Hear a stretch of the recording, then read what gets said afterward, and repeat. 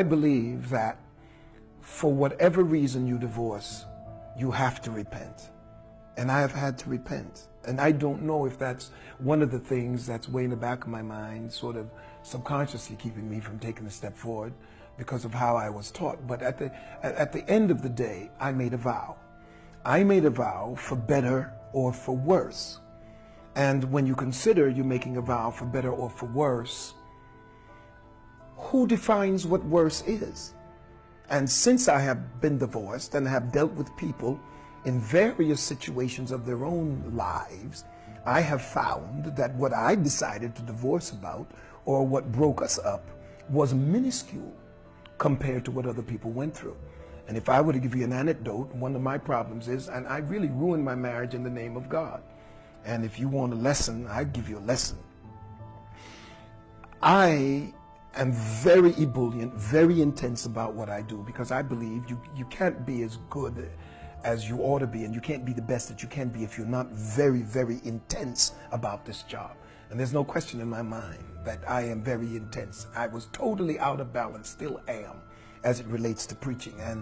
And I ruined my marriage in the name of God, because she was oftentimes upset. We argued every time I had to leave. And I was the last person who was picked up at the airport when I got back. When I got off the plane in Little Longview, Texas, they were closing the airport by the time she came to get me. I was standing with my bags. And I was completely indignant because I figured she's driving a 500 SEL, and who wants to get off a plane and not have somebody to greet him? But what I failed to understand was that she didn't want me to go, so why should she hurry up to pick me up? And we were arguing all the time when I had to leave. I mean, I was so out of balance. Church on Sunday, Bible class on Monday, gone until Saturday and sometimes even Sunday morning.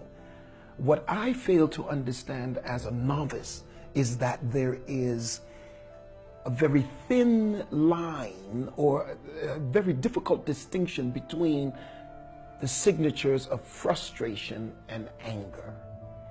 Oftentimes, anger is simply frustration. And I said, well, I was a preacher when you met me. So how in the world, if the doors are opening, you will not allow me to go, and we have to have these vicious debates when I'm going to do what God has called me to do? But what I failed to understand was she did not marry a profession. She married a person.